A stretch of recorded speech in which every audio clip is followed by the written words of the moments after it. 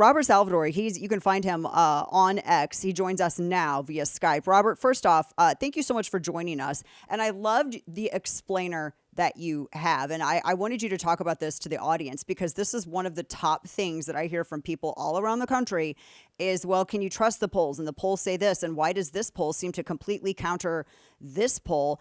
And it's also subjective. But this, what you have introduced, isn't. It's data driven. Yeah, absolutely. One of the things we started looking at earlier this year, as I got kind of closer to the DeSantis campaign and participated in this election and things like that, is these polls are being used to drive a narrative, and they're not being used in the way where the statistics and the math behind them is sound or trustworthy. Just a couple examples, right? You talked about, previous polls. 2016, we were told it is 100% positive Donald Trump cannot win. The only thing that was positive was the people putting out the polls didn't want Trump to win. In 2020, we were given those COVID death charts that told us, hey, we have to lock you down because all these statistics are saying people are going to die. So what has happened is, mainstream media and a lot of the left and these different, even on the right now, has weaponized polls and communication just like anything else. So the statistics behind polls make sense, right? I've used this example. If you have a big bowl of Skittles of all different colors, and you reach in there a couple times and you put a handful on the table, do that, 7 or 8 or 10 times, then you can figure out probability wise what's probably in the bigger bowl of Skittles, what colors are there. That's just math. The problem is they're trying to apply that to voting and elections and things like that. And there are so many different components and data points and things that make people's voting decision. Now, add that in 2023, it's taboo to talk about who you're going to vote for. So these polls have been used, in my opinion, to kind of misrepresent. And, as another great conservative radio host once said, like yourself, Rush Limbaugh, polls are used to suppress the vote.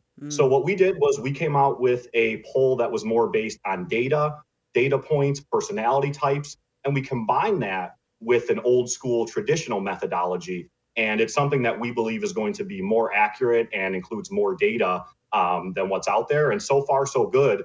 We're the only one who said Chris Christie has no support whatsoever and he shouldn't be here. And yesterday we got validated when he dropped out. Last thing I'll say is, Des Moines Register had him at 3%. Trafalgar had him at 4%. We had him under 1%. So it looks like, early on, this data is more accurate than just kind of blind statistics, like is what happens right now with traditional polls. Yeah, and that's a really good point. Talking with Robert Salvador, CEO of DigiBuild, and he's also been advising the DeSantis campaign on this as well, and then doing these really great data driven polls. I love the example that you gave of the Skittles. One of the things that you explained too is that, and correct me if I'm wrong on this, maybe I interpreted this incorrectly. You can also measure shifting sentiment. Because one of the things with the colors and the Skittles is that those aren't going to really change. That's, you can pretty much, you know what you're going to get after you figure it out, the probability.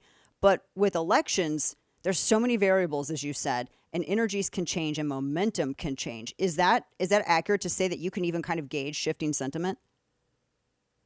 Yeah, absolutely. I mean, in 2023, we live in a world where people are leaving digital breadcrumbs everywhere we go. Even the most, person who cares about privacy and things like that, your data points about you are being measured everywhere.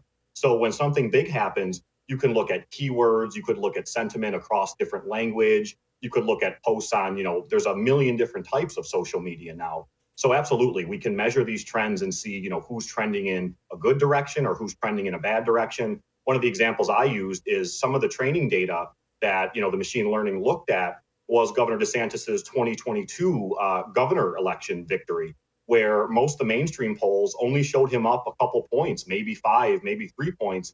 And if you looked at the sentiment around that, it certainly appeared to our method that he would have won by a lot more. So we probably would have put him at 10 or 15% ahead. And obviously, we all know he won by a wide margin, 20%. So there's just, to your point about the Skittles, you can try and guess what the Skittles are.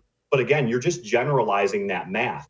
But if one of the Skittles makes a post and said, I love red Skittles so much, I'm so happy to be a red Skittle, red Skittles for life.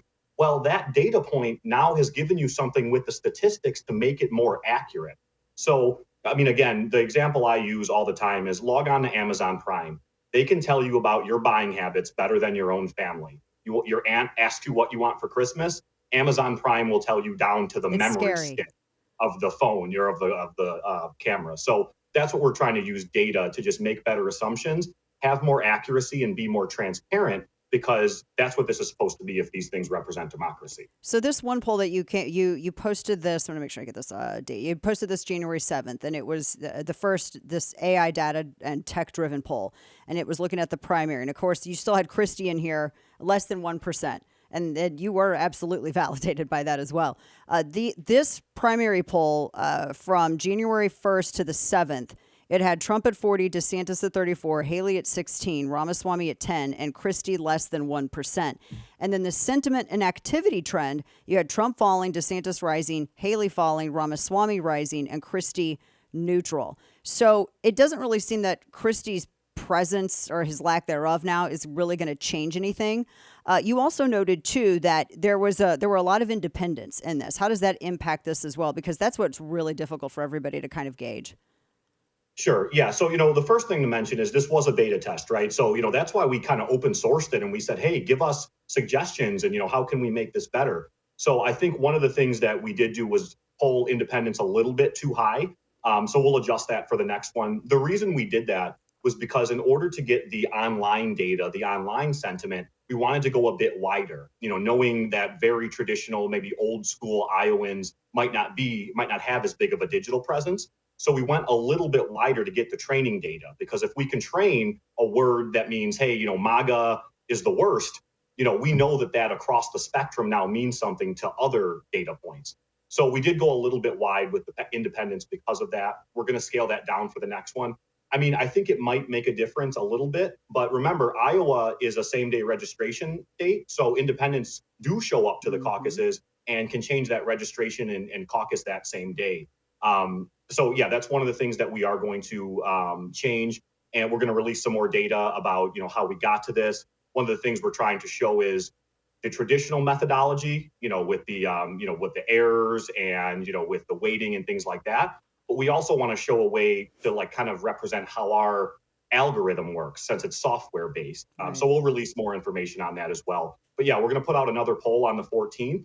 And you could see in the trends there that, we thought both DeSantis and Vivek were rising, and, Haley and DeSantis Haley and Trump were falling. And then Christie just didn't have much to measure. And that's another reason we were like, people are not voting for this guy. Yeah. And then this could, and this all, again, so much is shifting even before New Hampshire. We're talking with Robert Salvador. You can find him on X at Robert J. Salvador. And he's talking about this beta test of the first AI data and tech driven poll, because the polls were wrong in 2016. They were wrong in 2018. We were told there was going to be this giant red wave in 2020 that never manifest. And really 22, same thing.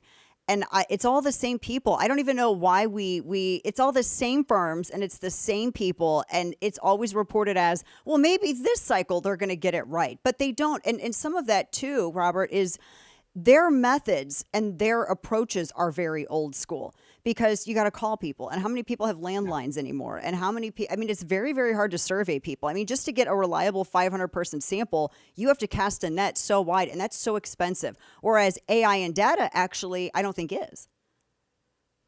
Absolutely. So, you bring up an important piece about the collection method. Going back to that Skittles example, in order to make the measurement of how many types of Skittles are in that big bowl, you have to have a good random sample. You can't be biased in your sample. You can't pick up more reds on purpose than oranges, right? And so to your point, these old school pollsters or the traditional pollsters continue to use landlines and cold calling. And again, both from a data perspective, no one answers that. And from just a subjective kind of taboo perspective, no one tells strangers who they're going to vote for in 2023. So even in the collection method, we used more technology. So we used a combination of automated calls, text messages, social media outreach, and even incentivized opt-in to try and get a wider spread that was more accurate. And to your point, so I'll give an example that just came out last night. So we had the debate where obviously DeSantis performed very well. No one in their right mind can say DeSantis is really falling the way, polls try and say. Suffolk University came out today, a day after the debate last night, and said DeSantis is going down and Haley is going up. Now, it's important to remember they are looking in the past, because they would have had to collect this data over a couple weeks and then clean it and do all that stuff. So again, see how that's being used in the media. They didn't say, hey, this snapshot is from a week or two ago and isn't going to impact what you think about the debate last night because it doesn't take into account that data. No, they released it the next day. All of these mainstream outlets run with it, and you're looking at bad, biased data. To your point, they keep calling the same people on the same list. Even just the people who would answer that phone call would be a bias to the data set. It's usually older white women in Iowa, you typically, 60 or above, maybe even older, who are answering those phone calls and might be willing to say, hey, here's who I'm voting for. So just that demographic and segment alone is biasing the data set. If it's only older white women that answer the call, your data set's already biased. And so that's why tech and a combination of these type of polls can and will be way more accurate. And we're really excited to introduce this because outside of the primary, no matter who wins, Republicans need this to even keep up with the Democrats who have this in spades. Because at some point, I feel like polls stop being a good measure of voter sentiment to be useful tools to correct and guide campaigns, and they became just like tools of info warfare. And narrative farming. That's what it seems like, which then makes me wonder, these people that run these firms and the existing polling firms now, I mean, this is a cash cow for them. This is a whole cottage industry. These gatekeepers, they're not going to want the competition of something that's truly data driven. Yeah, no one has reposted us. So besides you, big influencers and people from the Republican Party, none of these pollsters, none of the aggregators online have reposted us. That poll that you're looking at has almost 350,000 views. It's gotten reshared, across Twitter millions of times. It was just proven right with Chris Christie yesterday. Not one single mainstream pollster has acknowledged it whatsoever. But then today they post that Suffolk poll that's absolute nonsense. And so you're right, they're lying with statistics. There is a book called How to Lie with Statistics. And unfortunately, we're learning that across society, just like we learned during COVID, where the NIH and the FDA betrayed people of their trust, these pollsters are doing the same thing. Exactly. Notice that no one is coming out with new polls now. All of a sudden that it's being measured the last 3 weeks, they stopped coming out with new polls almost across the board. So it's definitely a conspiracy. Yeah, an establishment one for sure. Robert Salvador, we'd love to have you back. I find this fascinating, and I think it's a true measure. Well, I mean, it is a true measure. I don't think it is very data driven. I'd love to have you back though to talk more, especially after you come out with more on the 14th. Thank you so much for doing this and for joining us today. Yeah, happy to, Dana. Thanks for everything you do as well.